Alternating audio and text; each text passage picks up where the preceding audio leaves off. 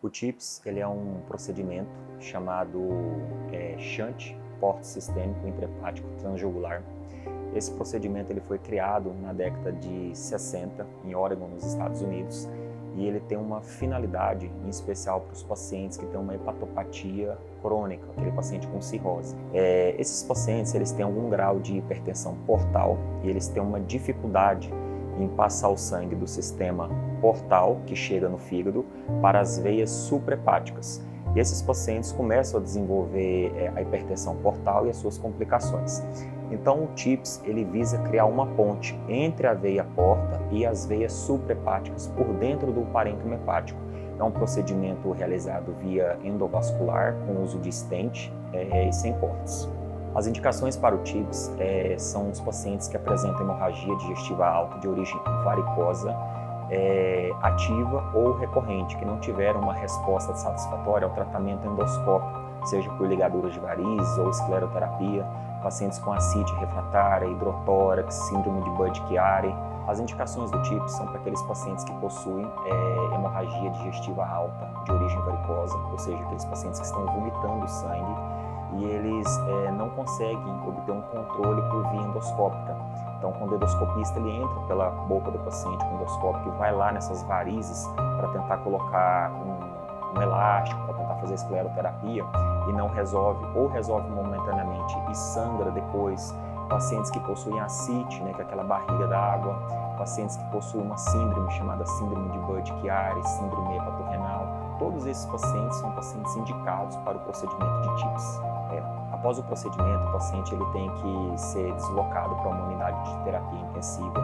Normalmente fica lá entre 24 a 48 horas. A depender de como ele evolui clinicamente, ele tem condições de ir para uma enfermaria. Posteriormente, à alta dele, ele vai seguir um acompanhamento ambulatorial. A principal coisa que a gente tem que abordar depois que o paciente recebe alta é a causa disso. Então tem que estudar o fígado do paciente, ver qual foi a causa, se foi a cirrose mesmo, continuar acompanhando com o hepatologista, com o cirurgião do aparelho digestivo, com o gastroenterologista.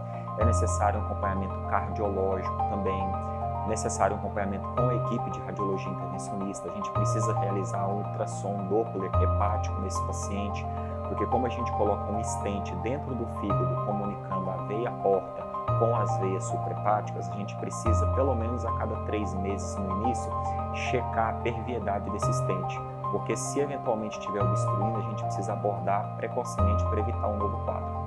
O grande desafio do TIPS é porque ele é um procedimento de altíssima complexidade. Então, necessitamos de um hospital bem preparado para realizar esse procedimento. Então, o hospital ele precisa ter uma sala de hemodinâmica, precisa ter uma UTI disponível, materiais para realizar o próprio TIPS e toda a equipe médica envolvida no caso. Então, o paciente, primeiramente, ele é avaliado por um médico assistente, seja hepatologista, gastroenterologista, cirurgião do aparelho digestivo. Posteriormente, ele vem para a radiologia intervencionista para vermos a real indicação do TIPS. Pedimos avaliação de cardiologistas, porque esse sangue do fígado que chegava no fígado, ele é desviado diretamente para as veias suprahepáticas que já dão logo ali no início do coração.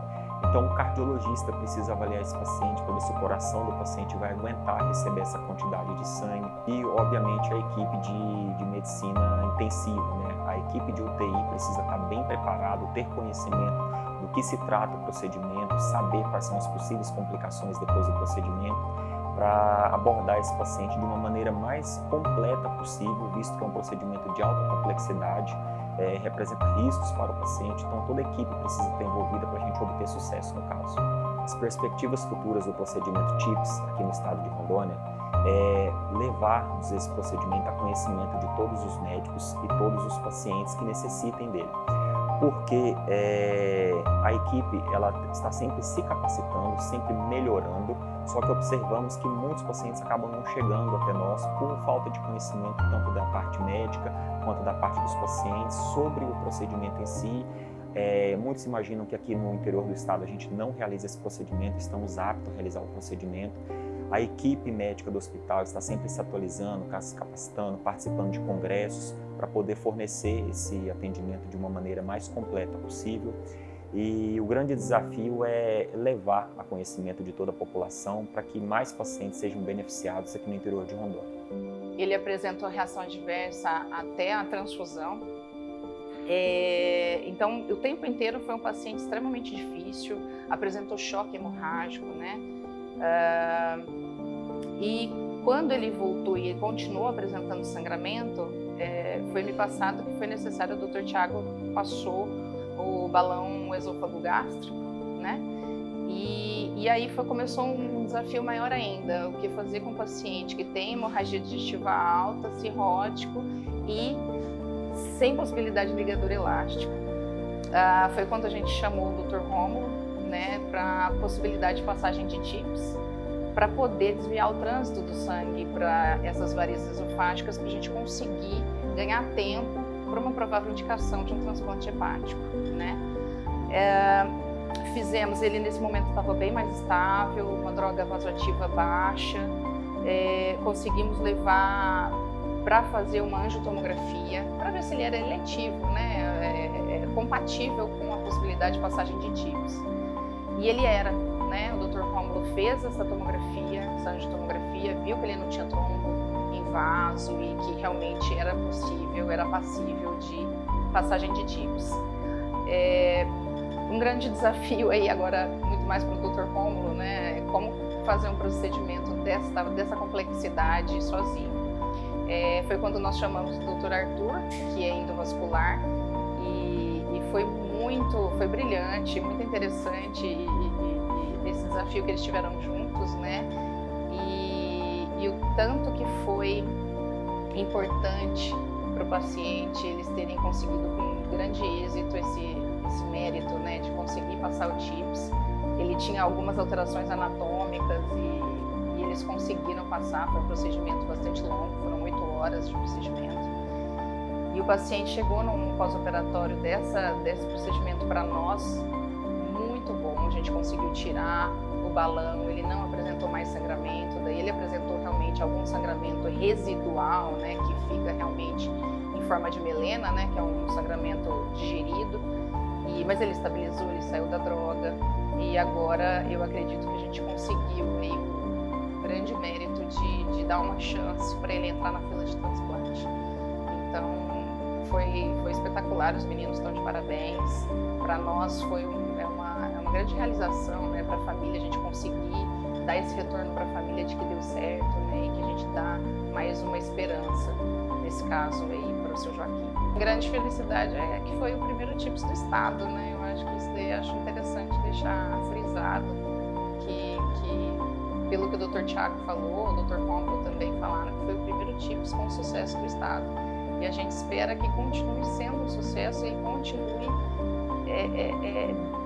Joaquim estando bem, estável e eletivo para o possível transplante. É isso que a gente almeja, que o paciente continue com a vida, né? Continue vivendo, um paciente jovem, tem uma família que ama muito ele. Então isso que traz uma satisfação, uma felicidade enorme de trabalhar e fazer o que a gente faz. Eu me chamo Cleidneia Livramento, eu sou filha do Joaquim Livramento. Meu pai sempre foi uma pessoa muito ativa, né, de lidar na roça mesmo, no bruto. Aí ele fez uma viagem no final do ano e no retorno, no começo do ano, ele passou mal, começou a perder peso, muito mal-estar, plaquetas sempre baixas e ninguém descobriu o motivo. Foi então que ele procurou o Dr. Moisés, aí começou a fazer uma bateria de exame, um médico e em outro, inclusive foi em outro gastro, né, e não pontuou essa gravidade, né, que ele estava no esôfago. O Dr. Moisés encaminhou para um outro gastro, lá no hospital regional. Foi onde ela encaminhou para o hepatologista, né?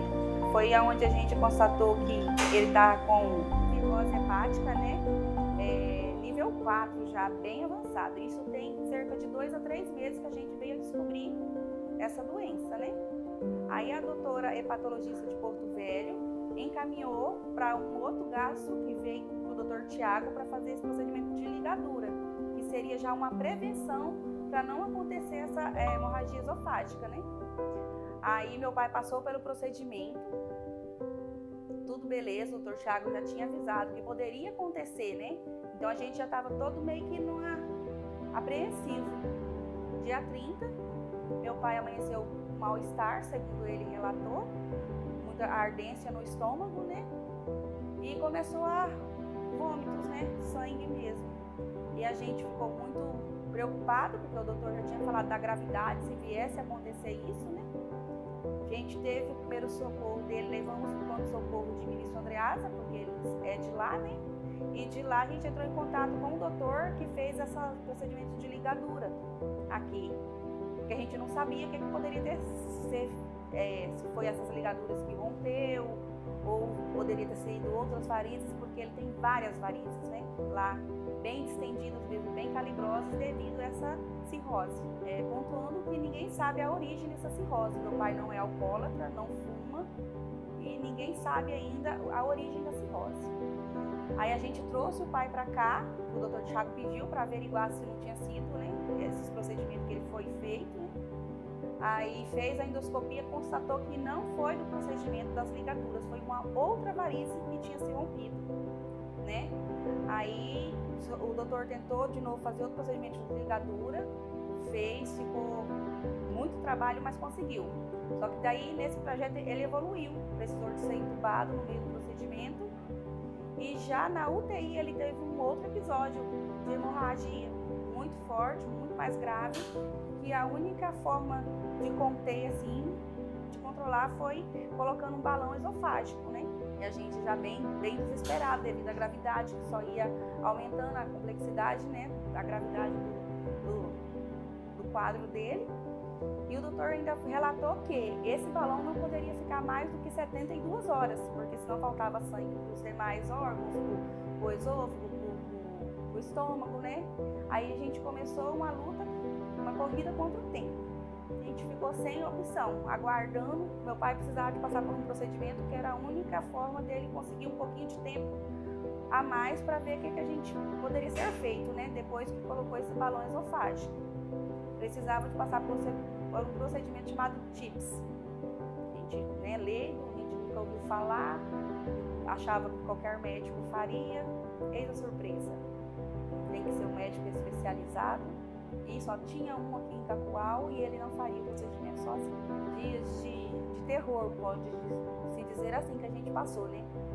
De você ter que tomar uma decisão, tomar uma atitude, e você tem poucos meios, né? E o doutor veio e falou assim, olha, o único jeito de salvar o seu pai por agora, tipo, de dar uma esperança de poder dar certo, é esse TIPS. Explicou como é que seria o procedimento, falei, beleza, mas eu não consigo fazer sozinho. Conversamos com a equipe, falou, não, vamos fazer então, se era a única chance, né? O doutor Rômulo entrou em contato com todos os colegas que ele conhecia. Segundo ele, só tem 300 radiologistas no Brasil e só 13 especializados na área que o Dr. Rômulo é especializado para realizar esse procedimento. Chamaram a gente de novo e só deram 3 ou 4 opções. Ou fretar um avião e levar o meu pai para fora, coisa que bem longe da nossa realidade financeira, né? E ou tentar a transferência para Porto Velho, um outro médico que a gente descobriu que teria lá, mas que faria esse procedimento de peito aberto. Ou tirar o balão e esperar, ver se ele aguentava, porque um dos médicos que o Dr. Rômulo conseguiu o contato só poderia vir após o dia 20. Aí surgiu uma quarta, né? Uma quarta alternativa, que Deus enviou o Dr. Arthur, cirurgião vascular, e ele se ofereceu, resposta das nossas orações, se ofereceu a ajudar, a participar da cirurgia com o Dr. Rômulo, porque até então a gente já tinha acabado as esperanças, né? Porque meu pai não ia aguentar a transferência nem para um lado nem para o outro, né? Qual seria a opção? Tirar o balão, que deveria ser tirado com 72 horas, e deixar e ver meu pai morrer sem tentar, né? E foi aí que tentou. Graças a Deus a gente saiu daqui 7 horas da noite na quarta-feira, tudo acordado que seria no outro dia às 7 da manhã. Aí a gente veio, resolvemos o que a gente ia resolver e começou o procedimento às 8. Outra angústia, porque o procedimento tinha várias chances de não dar certo, né? Poderia o coração não aguentar devido ao grande fluxo, porque foi feito um desvio, né, desses fluxos de sangue do fígado para o coração, todas as temáticas deles lá, que eles passou essa situação pra gente. E o meu pai tava tudo contra ele, tudo, sabe assim? tem uma anomalia na genética dele, que já trabalhou contra o procedimento. Aí meu pai sempre firme, meu pai sempre foi trabalhador na roça, roçal mesmo, braçal, muito forte. E começou, eram as 8 e pouco, essa cirurgia deu 12h30. A doutora veio e falou assim que não tinha conseguido ainda acessar. Ô, desespero. Que desespero que deu. Eu falei, meu Deus, tá nas mãos do Senhor, pai, faz essa vontade, né? Até que chegou a notícia que tinha conseguido, que estava tudo bem, que o coração tinha suportado, que era um risco do coração dele não suportar, né, esse excesso de sangue. E estamos aí. Eu sei que o nosso trajeto está só começando, né? Tipo, foi uma batalha grande, foi, mas agora a gente vai ter que ir para Porto Velho, continuar acompanhamento com a hepatologista, um possível transplante de fígado. Mas, tipo assim, nós somos muito gratos a esses médicos, né? Se ajuntaram, que nos ajudou, que se empenhou, toda a equipe, né, do hospital que se mobilizou para que isso fosse possível, né? Para que meu pai tivesse nessa UTI ali hoje ainda, mas com vida, estável.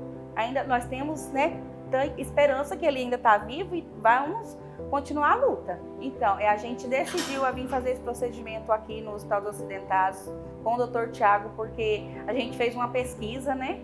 E o Dr. Tiago foi muito indicado por muitas pessoas, né? Que era de confiança, que era já da família, já tratava com ele. Então, a gente optou já de vir para ele, né? Para fazer esse procedimento, porque já transmitia confiança, né? Para a gente. Então, nada mais melhor do que fazer o procedimento com alguém que a gente confie, né? Não só um, mas a família toda. Essa foi o ponto-chave da gente escolher o Dr. Tiago para fazer esse procedimento da ligadura, né? Então, por isso que a gente veio, quando ele passou mal, para a gente ver o que tinha acontecido, né? Foi o ponto-chave, assim, a escolha dele foi as indicações, né? Sempre positivas. Olha, desde o dia que o meu pai adentrou, porque até então, né, graças a Deus eu nunca precisei, né? Desde o dia que meu pai adentrou nesse hospital, eu só tenho referências positivas. Sempre tive muito apoio, todas as informações, os profissionais nunca omitiram. Se era notícia boa, eles iam e falavam, se era um mas, eles iam e falavam. Não ficava naquele, não, tá bem, não. Eles lidavam com a realidade. Isso é um ponto muito positivo, porque não adianta você estar lidando com a situação dessa e omitindo, né? Sempre muito hospitaleiros, muito acolhedor, sempre dando uma informação ou outra. Eu não tenho o que reclamar. Quando eu soube que ele estava vindo, né, eu já vim esperar ele ali embaixo, né, na porta, e eu falei, pai, ele falou assim, minha filha, eu estava com muito medo de morrer, mas eu não queria ir deixar vocês. Ele falou, né, eu não queria ir deixar vocês.